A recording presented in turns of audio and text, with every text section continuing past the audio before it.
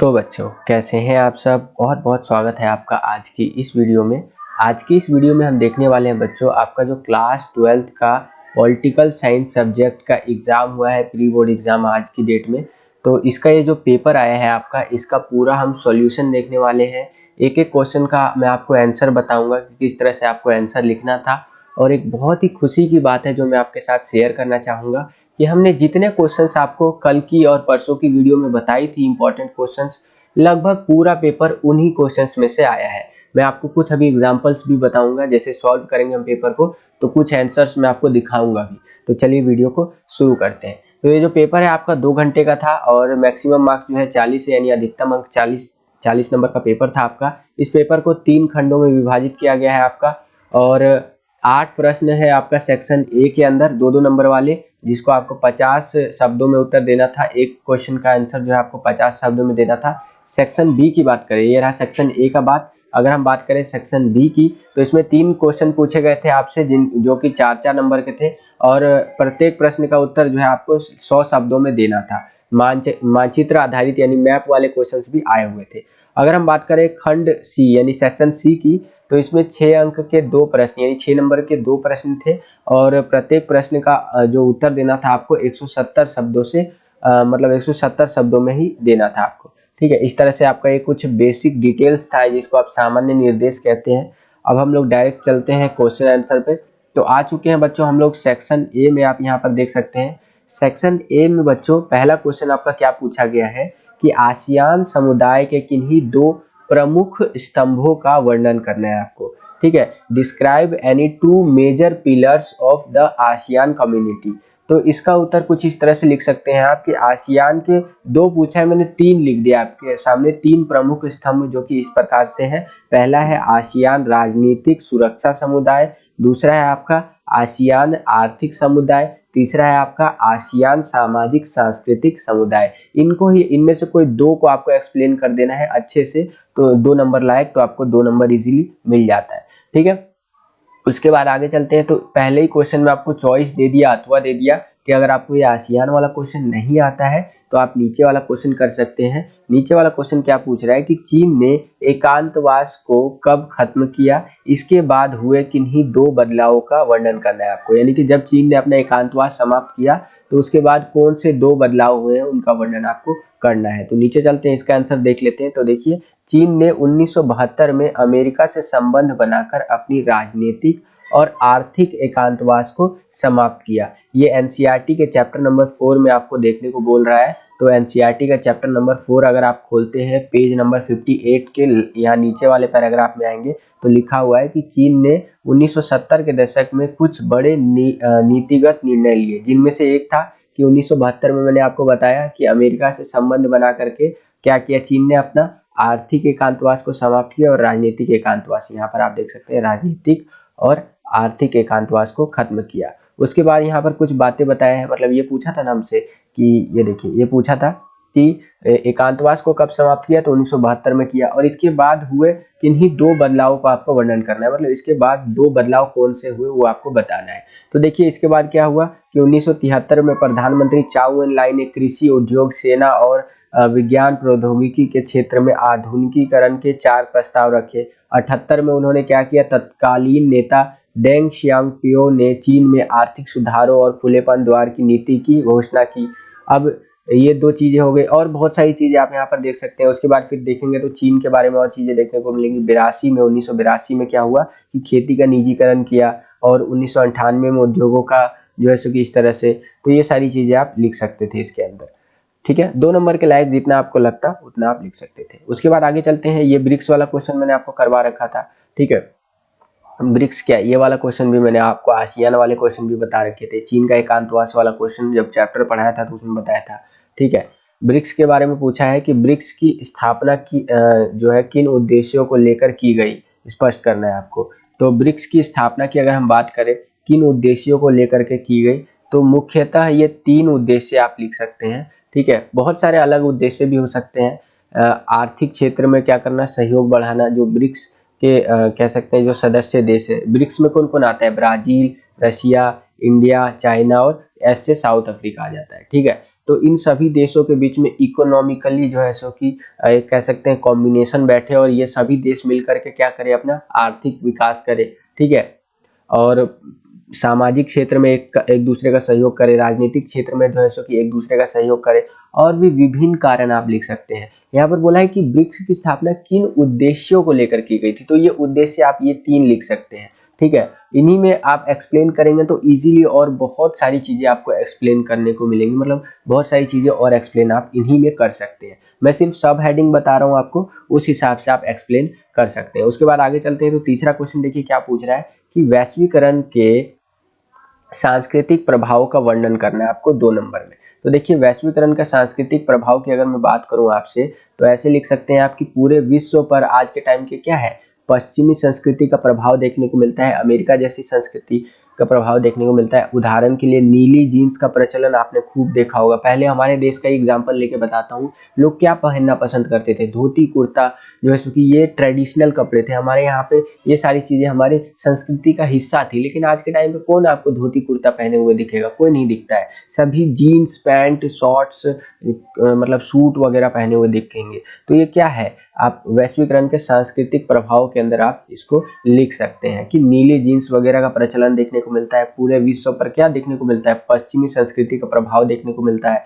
खान पान की आदतों में बदलाव देखने को मिलता है, ठीक है। जैसे कि पहले हम लोग दूध दही ये सब ज़्यादा खाना प्रेफर करते थे। आज के मॉडर्न जनरेशन के जो बच्चे हैं वो लोग तो chow mein momos burger finger pizza इन सब से नीचे बात ही नहीं करते हैं। तो ये सब क्या है बच्चों, ये है आपका वैश्वीकरण के सांस्कृतिक प्रभाव के अंदर आप इनको डाल सकते हैं। उसके बाद नीचे चलते हैं तो नीचे अगला क्वेश्चन पूछा है कि बहुदलीय व्यवस्था से आप क्या समझते हैं। 2 नंबर का एक क्वेश्चन है आपका, ठीक है। तो इसका भी समझ लेते हैं। बहुदलीय व्यवस्था क्या होता है कि जब किसी राज्य में 2 या 2 से अधिक दल, राज्य का मतलब है देश, जब किसी देश में 2 या 2 से अधिक दल महत्वपूर्ण होते हैं अथवा अनेक दल होते हैं और उनकी स्थिति सामान्यतः समानता की होती है तथा 2 से अधिक दल मिलकर के सरकार बनाने की स्थिति में होते हैं, तो उसे बहुदलीय प्रणाली या व्यवस्था कहते हैं। कहने का मतलब यह है कि अगर एक देश के अंदर 2 या 2 से अधिक दल है, ठीक है, और वो दोनों जो जितने भी दल है या जितनी भी पार्टियां हैं कह लीजिए, उनको समान अधिकार मिले हुए हैं, तो वो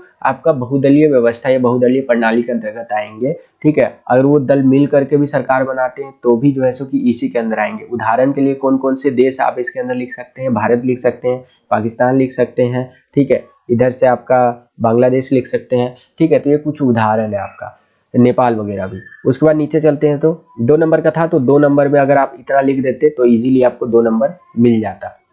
अगला क्वेश्चन है आपका 5वां क्वेश्चन कि वैश्वीकरण की प्रमुख विशेषताएं आपको लिखनी है कि वैश्वीकरण जब आया तो प्रमुख विशेषताएं क्या थी। तो आपका ये 2 नंबर का क्वेश्चन है, आप यहाँ पर देख पा रहे होंगे, ठीक है। तो उस हिसाब से क्वेश्चन का आंसर इस तरह से लिख सकते हैं कि वैश्वीकरण की प्रमुख विशेषताएं जो कि निम्नलिखित है। पहला आप लिख देंगे कि वैश्वीकरण आने से क्या हुआ है, बहुराष्ट्रीय कंपनियों का हमें विस्तार देखने को मिला है। जैसे कि MI, Vivo, Xiaomi, Oppo Chinese कंपनियां हैं, तब भी उनका विस्तार भारत के अंदर, न केवल भारत के अंदर पूरी दुनिया के अंदर देखने को मिलता है। भारत का टाटा है, टाटा का विस्तार न केवल भारत के अंदर पूरी दुनिया में टाटा फैला हुआ है। आज के टाइम पे महिंद्रा है, महिंद्रा की गाड़ियां पूरी दुनिया में बिकती हैं। वो कहाँ की कंपनी है, भारत की कंपनी है। तो ये क्या है, वैश्वीकरण के प्रमुख विशेषताएं हैं, ठीक है। तो ये मैं सिर्फ सब हेडिंग आपको बता रहा हूँ बच्चों, इन सब हेडिंग्स को आपको ध्यान में रखते हुए आपको आंसर लिखना था। उसके बाद आप लिख सकते हैं कि विश्व की अर्थव्यवस्था में अहम योगदान दिया है वैश्वीकरण ने। वैश्वीकरण ने आज क्या किया है, पूरी दुनिया की अर्थव्यवस्था को जोड़ करके रख दिया है, ठीक है ना। अभी आप देखेंगे, लेटेस्ट एग्जांपल बताता हूं कि जैसे रूस और यूक्रेन में लड़ाई हो रही है, युद्ध हो रहा है, तो उसका असर आपको भारत पर भी देखने को मिलेगा। अगर अभी आप $1 = INR करते हैं, यानी $1 कितने रुपए के बराबर है, तो पहले 75-74 रुपए के बराबर चलता था, अब 77 रुपए के आसपास आ गया है। क्यों, क्योंकि जैसे जैसे आज के टाइम पे पूरी दुनिया इससे मतलब ये जो चीज मैंने आपको बताया, इससे ये प्रतीत होता है कि आज के टाइम पे पूरी दुनिया मतलब जुड़ चुकी है, पूरी दुनिया की अर्थव्यवस्था। अगर एक देश के अंदर कुछ युद्ध वगैरह या कोई दिक्कत आ रही है तो उसका असर न केवल उस देश पे पूरी दुनिया पर पड़ता है, ठीक है ना। यूक्रेन और रशिया में जो विवाद हो रहा है, इसके कारण पूरी दुनिया पे उसका असर देखने को मिल रहा है और आगे भी आपको देखने को मिलेगा। तो ये मतलब समझाने के लिए आपको सिर्फ इतना बताया है मैंने। आई होप कि आपको समझ में आएगा। 2 नंबर के लायक इतना आप लिख देंगे तो इजीली आपको 2 नंबर मिल जाएंगे। आगे चलते हैं, अगला क्वेश्चन है 6वां क्वेश्चन कि वामपंथी जो है किस आधार पर वैश्वीकरण का विरोध करते हैं। 2 नंबर का क्वेश्चन है तो देखिए जो वामपंथी है वो निम्न आधारों पर वैश्वीकरण का विरोध करते हैं। यहाँ पर आते हैं तो पहला है राजनीतिक अर्थों में अगर हम बात करें तो उन्हें लगता है कि राज्य के कमजोर होने की चिंता है। मतलब राजनीतिक अर्थों की अगर हम बात करें तो वो सोच रहे हैं कि वैश्वीकरण के आने से देश की जो निर्णय लेने की क्षमता है वो कमजोर हो गई है, अर्थात राज्य या देश कमजोर होता जा रहा है वैश्वीकरण के कारण। ठीक है, ये अलग अलग देशों के जो आपके वामपंथी लोग हैं उनकी पहचान है, मतलब उनका बोलना है एक तरह से। उसके बाद बोला है आर्थिक क्षेत्र में वामपंथी लोग बोल रहे हैं कि हम वैश्वीकरण का विरोध इसलिए कर रहे हैं क्योंकि आर्थिक क्षेत्र में वे कम से कम कुछ क्षेत्र में ही आर्थिक निर्भरता है। आर्थिक क्षेत्र में वे कम से कम कुछ क्षेत्र में आर्थिक निर्भरता एवं संरक्षणवाद का दौर कायम करना चाहते हैं। ठीक है ना, कहने का मतलब यह है कि आर्थिक क्षेत्र की बात करें, इकोनॉमिकली अगर हम बात करें तो वो चाहते हैं कि कुछ क्षेत्रों में आर्थिक निर्भरता रहे, हम पूरी दुनिया से जुड़े हुए ना रहे कि मतलब पूरी दुनिया अगर सपोर्ट करेगी या दूसरा देश हमें सपोर्ट करेगा तभी हम आगे बढ़ पाएंगे। नहीं, कुछ ऐसे क्षेत्र होने चाहिए जहाँ पर हम इंडिपेंडेंट होने चाहिए इकोनॉमिकली, कि अगर कोई देश भी सपोर्ट नहीं करता है तो हम आगे बढ़ सकते हैं।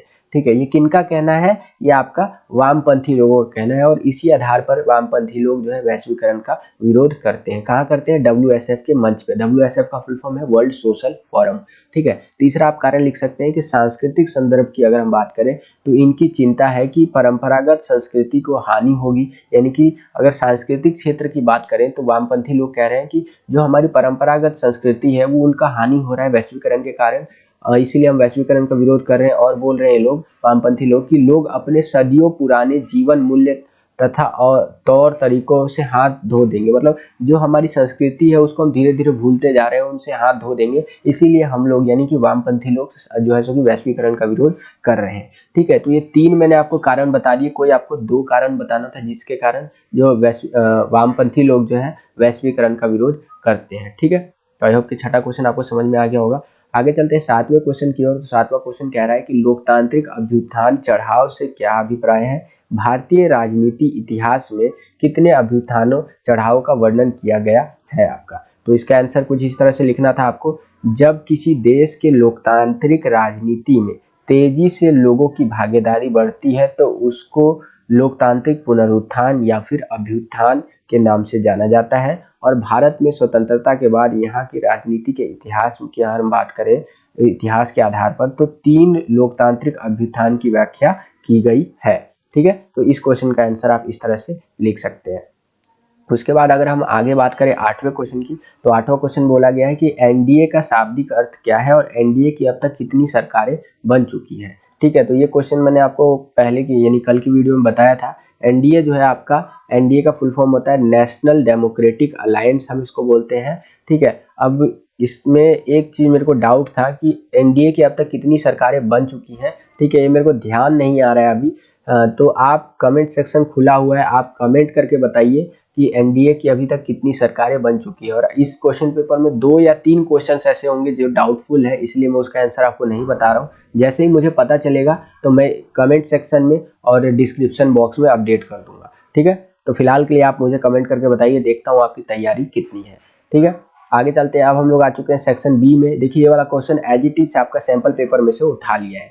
कैसे, मैं अभी दिखाता हूँ आपको। भारत, क्वेश्चन नंबर 9 है सेक्शन बी का पहला क्वेश्चन, 4 नंबर का क्वेश्चन है ये, कि भारत को किन आधारों पर 21वीं सदी की एक प्रमुख वैश्विक शक्ति माना जा सकता है, उल्लेख करना है आपको। ठीक है, तो ये देखिए जो मैंने आपको करवाया था आपका प्रैक्टिस पेपर, उसी में से एज इट इज ले लिया है कि देखिए भारत को किन आधारों पर 21वीं सदी की एक उद्यमिता शक्ति माना जा सकता है। ठीक है ना, तो पहला है कि विश्व में मानवीय संसाधन के लिहाज से भारत एक समृद्ध देश है। दूसरा आप लिख सकते थे कि भारत विश्व का एक विशाल प्रतिस्पर्धा वाला देश है, यानी कि कंपटीशन वाला देश है। उसके बाद आप लिख सकते हैं कि भारत का लक्ष्य है कि वो आगे चल के 5 ट्रिलियन अमेरिकी डॉलर की अर्थव्यवस्था को प्राप्त करे। अभी 3 ट्रिलियन के आसपास चल रही है। भारत ने सोचा है कि आगे चल के 2025-30 तक हम लोग 5 ट्रिलियन की अर्थव्यवस्था अपनी जो जीडीपी है उसको बनाएंगे। उसके बाद आप लिख सकते थे कि सामरिक दृष्टि से भारत की सैन्य शक्ति परमाणु तकनीक के साथ इसे आत्मनिर्भर बनाती है। भारत आपको पता है एक परमाणु संपन्न देश है और भारत के पास सेना की भी कोई कमी नहीं है। देखा जाए तो भारत की सेना विश्व में 3रे या 4थे नंबर पे आती है, 4थे नंबर पे, सॉरी। ठीक है, तो ये चीज़ है। तो बहुत सारी चीज़ें हैं जो कि भारत को एक शक्तिशाली देश बनाते हैं 21वीं शताब्दी के अंदर। तो ये सारी चीज़ें आप लिख सकते थे। आई होप कि आपको ये क्वेश्चन समझ में आ गया होगा। आगे चलते हैं। अगला है, मतलब देखिए बार बार ही बता रहा हूँ कि मैं पूरा एक्सप्लेन नहीं कर रहा हूँ, सीधा आपको सब हेडिंग और जहाँ तक हो पा रहा है आपको एक्सप्लेनेशन भी देने का प्रयास कर रहा हूँ, ठीक है। तो सीधा सीधा आंसर मैं आपको बता रहा हूँ। अगला है आपका 10वां क्वेश्चन कि 1975 के राष्ट्रीय आपातकाल के प्रमुख जो है सो कि सबकों का वर्णन करना है। ये कल की वीडियो में मैंने आपको बताया था, ये देखिए कल का वीडियो में मैंने ये PDF भी यूज किया था। ये रहा, देखिए क्या है क्वेश्चन। दोबारा क्वेश्चन पढ़ते हैं कि 1975 का जो आपातकाल लगा था तो उसके प्रमुख सबक क्या क्या थे। 4 नंबर का है तो आपको एक्सप्लेन करना था। तो देखिए क्या क्या सबक थे आपातकाल के, किन्हीं दो सबक मैंने आपको बता रखे थे। अगर इन 2 सबकों को भी अच्छे से एक्सप्लेन कर देंगे ना तो आपको 4 नंबर मिल जाएगा। लेकिन वहां पर 4 नंबर का क्वेश्चन है तो कोशिश कीजिए कि 4 पॉइंट बनाइए। मैं आपको 2 पॉइंट यहाँ बता देता हूँ, आप इसी तरह से 2 पॉइंट और अपनी तरफ से लिख सकते थे। जैसे कि आपातकाल के सबक में आप लिख सकते थे कि आपातकाल के दौरान क्या हुआ था कि भारतीय लोकतंत्र की ताकत और कमजोरियां जो है उजागर हो गई थी। जो भारत का लोकतंत्र है और उसकी क्या ताकतें हैं, क्या कमजोरियां हैं, ये सारी चीजें हमें देखने को मिली थी। उसके बाद बताया गया है लेकिन जल्दी ही कामकाज लोकतंत्र की राह पर लौट आया था। जो कामकाज है हमारा, काम वगैरह, ये सारा लोकतंत्र की राह पर लौट आया था जल्दी ही, ठीक है ना। इसी प्रकार भारत से लोकतंत्र को विदा कर पाना बहुत कठिन है। ये वाली लाइन अगर आप लिखेंगे तो टीचर इंप्रेस हो जाएगा जो चेक करेगा आपका, ठीक है। तो भारत से लोकतंत्र को विदा कर पाना बहुत ही कठिन है। उसी प्रकार से बोला गया है कि आपातकाल की समाप्ति के बाद अदालतों ने क्या किया था, व्यक्ति के नागरिक अधिकारों की रक्षा में सक्रिय भूमिका निभाई थी तथा इन अधिकारों की रक्षा के लिए कई संगठन अस्तित्व में आए थे, ठीक है ना। जो भी राइट्स है, जो अधिकार है, उनकी रक्षा के लिए कई सारे संगठन अस्तित्व में आए थे जैसे ही हमारा आपातकाल समाप्त हुआ था। तो ये चीज आपातकाल के सबक है। लोग अपने अधिकारों के प्रति जागरूक हुए, ठीक है ना। और संविधान में संशोधन किया गया कि आंतरिक गड़बड़ी होने पर जो है सो कि कभी भी आपातकाल नहीं लगाया जा सकता। एटलीस्ट ऐसे तो आपातकाल नहीं लगाया जा सकता कि भाई आपने सीधा अनाउंस कर दिया कि आंतरिक गड़बड़ी है भाई हम आपातकाल लगा रहे हैं, ऐसे आपातकाल नहीं लगाया जा सकता, ठीक है ना। तो बहुत सारे हमें सबक मिले थे आपातकाल के, ठीक है। तो इनमें से ये 2 सबक आप अपनी स्क्रीन पर देख पा रहे हैं। कई 2-3 सबक मैंने और बता दिए कि संविधान में संशोधन किया गया आगे चल के, ठीक है ना। और भी बहुत सारी चीजें आप लिख सकते हैं। उसी हिसाब से आगे चलते हैं। तो अगला क्वेश्चन देखिए, अगला क्वेश्चन मैप पे आधारित है। यहाँ पर 4 मैप में आपको राज्य दर्शाए गए हैं और उन्हीं पे आधारित क्वेश्चन पूछे गए हैं, उनका आपको आंसर देना है, ठीक है। तो ये मैप है आपके सामने जिसमें देख सकते हैं A, B, C और D। इस मैप में मुझे 2 क्वेश्चन में डाउट है थोड़ा सा, लेकिन 2 क्वेश्चन कंफर्म हूँ। पहला क्वेश्चन है यहाँ पर पहले जो मतलब मेरे को आता है वो मैं आपको बता देता हूँ। ये देखिए नीचे चलते हैं, ये हो गया 9वां 10वां 11वां क्वेश्चन आते हैं।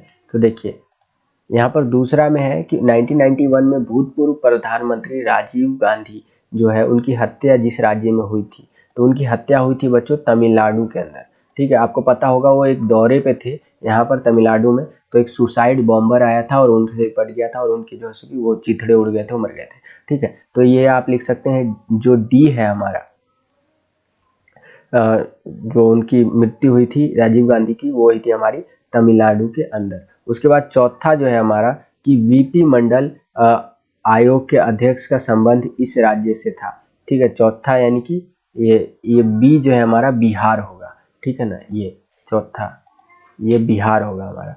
अब बात करते हैं C और A की, तो ये मुझे इसमें डाउट है, यानी कि ये तो बिहार होगा, ये तमिलनाडु होगा। यहाँ पर राजीव गांधी की मृत्यु हुई थी, यहाँ पर जैसे कि ये वाला क्वेश्चन है आपका कि VP मंडल आयोग के अध्यक्ष का संबंध इस राज्य से था, तो ये बिहार से था। और C और A में कंफ्यूजन है, अगर आपको आता है तो आप कमेंट करके बताइए। अभी तक मैंने आपसे ये दूसरा क्वेश्चन है जो कमेंट करके बताने को बोला है। आप ऐसा कीजिएगा, एक बार ये पूरा वीडियो देख लीजिए, जब ये वीडियो खत्म होने वाला होगा तो आपको पता चल जाएगा कितने क्वेश्चन आपको कमेंट करने हैं, तो एक साथ ही आप कमेंट करके बताइएगा, ठीक है। आगे चलते हैं, ये हो गया आपका मैप।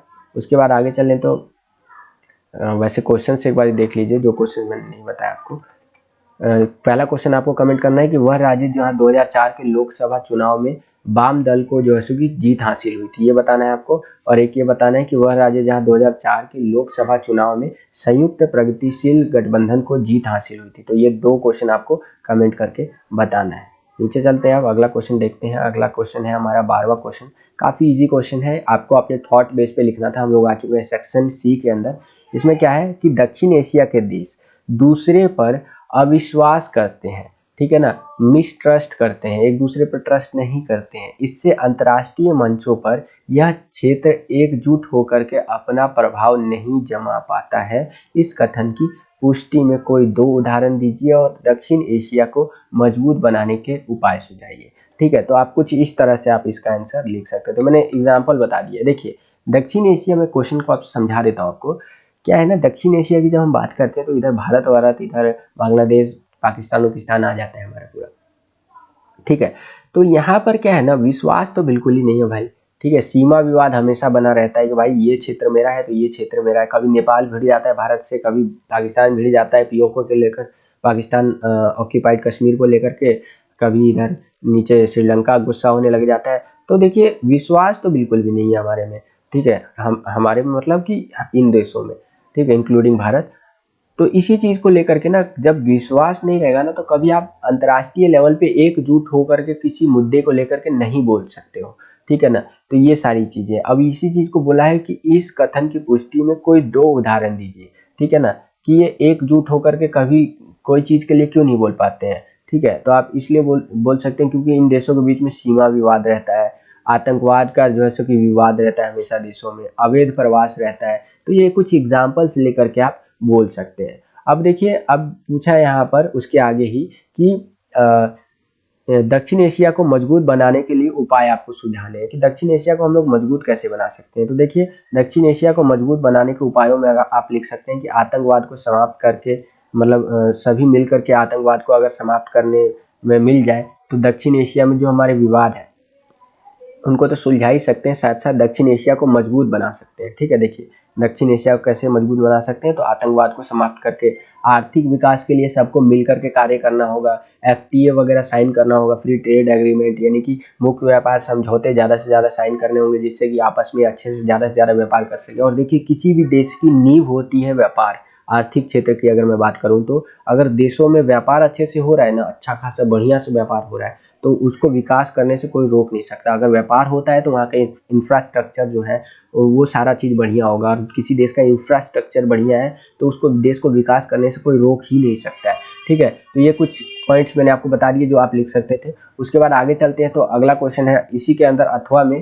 ठीक है, 12वें क्वेश्चन में ही आपको अथवा देखने को मिलेगा कि अगर आपको ये वाला नहीं आता है तो आप ये वाला लिख सकते हैं। और देखिए 6 नंबर का क्वेश्चन है, एक भूमिका एक निष्कर्ष मैंडेटरी है। ऐसे क्वेश्चंस में तो खास करके भूमिका और निष्कर्ष आप बना सकते हैं। मैं आपको कई बार बोलता हूँ, ठीक है, कई सारे पॉइंट्स को एक्सप्लेन किया जा सकता है। ये जो मैंने आपको पॉइंट बताया ना, ये सब हेडिंग, अगर मैं इसी को लिखने पे आऊँ ना तो 8 नंबर के लायक लिख दूंगा, क्योंकि जब इनको लिखूंगा तो थॉट और बनेंगे और थॉट बेस पे मैं चीजें लिख सकता हूँ। ठीक है, और ये क्वेश्चन आपका थॉट बेस पे ही था। उसके बाद है इसी 12वें क्वेश्चन के अंदर अथवा दे रखा है ये वाला कि 21वीं सदी में रूस को किन आधारों पर सत्ता के एक नए केंद्र माना जा सकता है।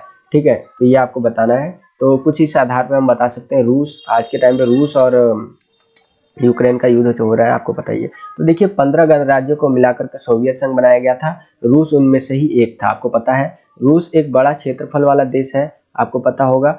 सोवियत संघ में रूस की महत्वपूर्ण भूमिका थी। जब सोवियत संघ था, हमारा यूएसएसआर था, तो उसमें रूस की एक अहम भूमिका थी। जब सोवियत संघ का विघटन हो गया 1991 में, तो क्या हुआ, रूस को सोवियत संघ का उत्तराधिकारी बना दिया गया, यानी कि भाई इसकी कमान अब तुम संभालो। सोवियत संघ की सुरक्षा परिषद में वीटो पावर उसको दे दी गई, यानी रूस के पास आज के टाइम पे वीटो पावर है। रूस की जीडीपी वर्तमान समय में 11वें स्थान पर है। आज के टाइम पे रूस की जीडीपी तो काफी गिर गई है वॉर के कारण, नहीं तो अच्छा खासा रूस का जीडीपी था। देखिए डिफेंस की अगर हम बात करें तो तगड़ा टक्कर देगा। पूरी दुनिया एक तरफ है आज के टाइम पे और रूस एक तरफ है। अभी देखिए बहुत मजा आने वाला है ये युद्ध देखने में, क्योंकि बहुत लंबा चलेगा ऐसा लगता है मुझे युद्ध।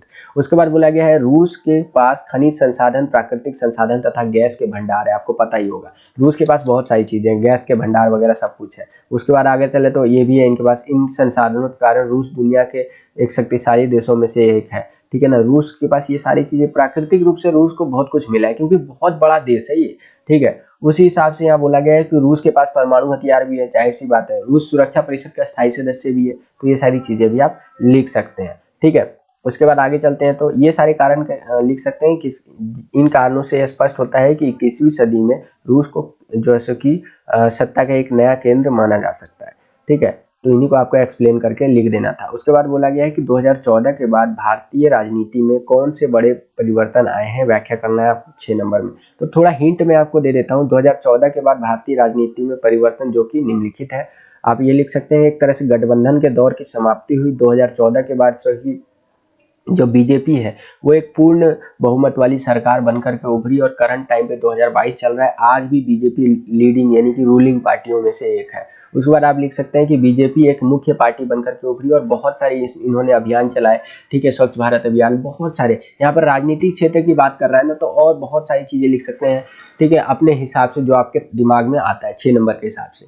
ध्यान रखिएगा, जो 6 नंबर का क्वेश्चन होता है ना, वो थॉट बेस पे होता है ज्यादातर, ठीक है। कुछ एनसीईआरटी को आधार बनाना होता है, उसके बाद आपको अपना थॉट लगाना होता है, देन आपको आंसर देना होता है, ठीक है। उसी प्रकार से आगे चलते हैं। तो इसमें अगर 13वें क्वेश्चन में ही है कि ये आपको नहीं आता 2014 वाला, तो आप ये अथवा कर सकते हैं, यानी कि ऑप्शनल है, ये वाला कर सकते हैं कि लोक नायक जयप्रकाश नारायण अपने कौन से 3 प्रमुख योगदानों के लिए जाने जाते हैं, वर्णन करना है आपको 6 नंबर में, ठीक है। तो इसके लिए मैं आपको यहाँ दिखाता हूँ। ये देखिए एनसीईआरटी का हूबहू कटिंग खोल लिया है मैंने।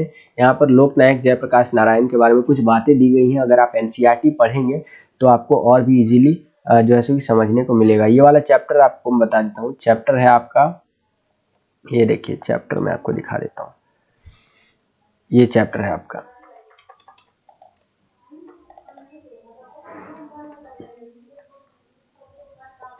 एक सेकेंड, ये जो इसमें अनेकों आंदोलन वगैरह आपको देखने को मिलेंगे। थोड़ा सा मैं नीचे चलता हूँ तो आपातकाल, ओके, ये देखिए छठा चैप्टर है आपका, लोकतांत्रिक व्यवस्था का संकट, जिसका अभी नाम बदल दिया गया है, लोकतांत्रिक पुनरुत्थान कर दिया गया है इस चैप्टर का नाम। तो इसी चैप्टर में आपको जयप्रकाश नारायण के बारे में, चारू मजूमदार के बारे में पढ़ने को मिलेगा। तो हमें जयप्रकाश नारायण के बारे में चीज़ें बतानी है कि उन्होंने कैसे योगदान दिया, 3 महत्वपूर्ण योगदान बताना है। तो देखिए, जो कि 1902 से लेकर 1979 1989 तक जिंदा रहे थे, ठीक है, जिनको जेपी भी बोलते हैं। मुझे भी कई बार लोग जेपी बोल देते हैं, मेरा भी नाम जयप्रकाश है। खैर, देखिए इनके बारे में क्या बातें हैं। एक इसमें दिया गया है डब्बे में कि युवा अवस्था में मार्क्सवादी कांग्रेस, सोशलिस्ट पार्टी और सोशलिस्ट पार्टी के संस्थापक महासचिव, 1942 के भारत छोड़ो आंदोलन के नायक, ठीक है, नेहरू के उत्तराधिकारी के रूप में देखे गए। जयप्रकाश नारायण की बात कर रहा है। नेहरू मंत्रिमंडल में शामिल होने से इनकार कर दिया इन्होंने। 1955 के बाद सक्रिय राजनीति छोड़ी। गांधीवाद के बाद भूदान आंदोलन में सक्रिय रहे। नगा विद्रोह जो था उसमें सुलह की बातचीत की। कश्मीर में शांति का प्रयास किया इन्होंने। चंबल के डकैत से आत्मसमर्पण कराया था इन्होंने। बिहार आंदोलन के नेता रहे थे ये। आपातकाल के विरोध के प्रतीक बन गए थे ये। जनता पार्टी के गठन के प्रेरणा स्रोत रहे थे ये। देखिए इतनी सारी बातें बताई हैं जयप्रकाश नारायण के बारे में। न केवल जयप्रकाश नारायण, लोकनायक जयप्रकाश नारायण, इनके प्रमुख योगदानों की बात करें तो इतने सारे योगदान इन्होंने दिए हैं, ठीक है।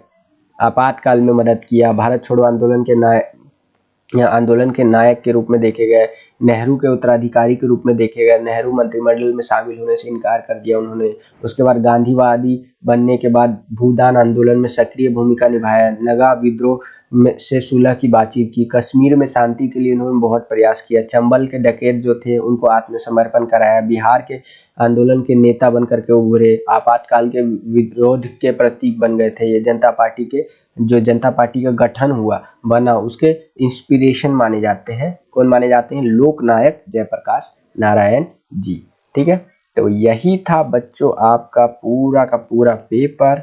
आई होप कि आपको जो है सो कि ये पेपर समझ में आया होगा, और जितना मुझे आता था मैंने सब कुछ आपको बता दिया। कुछ 1-2 क्वेश्चंस है जो कि आपको कमेंट करके बताने, 1-2-3 क्वेश्चन, वही 2-3 क्वेश्चन जो भी मैंने आपको बताए वो कमेंट करके बताना है आपको। देखता हूँ आपकी भी तैयारी कितनी है। जैसे ही मुझे वो मिल जाएगा वैसे ही मैं कमेंट सेक्शन में या फिर आपका डिस्क्रिप्शन बॉक्स में अपडेट कर दूंगा। इस वीडियो को लाइक कीजिएगा, हम इसी तरह के वीडियोस आपके लिए लाते रहते हैं। एक अच्छा सा कमेंट कर दीजिएगा ताकि हमारा मोटिवेशन बढ़े। बेसिकली लाइक अगर आप करेंगे ना तो हमारा मोटिवेशन सातवें आसमान पे पहुंच जाता है कि चलो बच्चों को पसंद आया वीडियो तो बच्चे लाइक कर रहे हैं। लाइक जरूर कीजिएगा, जितना ज़्यादा से ज़्यादा लाइक होगा हमारा मोटिवेशन बढ़ता है और इसी प्रकार की वीडियोस बनाने के लिए। अगर आप हमारे चैनल पर नए आ गए हैं और हमारे चैनल को सब्सक्राइब नहीं किया है तो चैनल को सब्सक्राइब कर लीजिए। लाल कलर का बटन दबा करके बगल में आपको बेल का आइकन देखने को मिल रहा होगा, उसको प्रेस करके ऑल पर क्लिक कर दीजिएगा। इससे आने वाली हमारे चैनल पर नए वीडियोस की नोटिफिकेशन सबसे पहले आपको मिल जाया करेंगी। आज के लिए इतना ही बच्चों, मिलता हूँ आपसे अगली और एक्साइटिंग वीडियो में। तब तक के लिए खुश रहिए, खुश रखिए सभी को। जय हिंद, वंदे मातरम।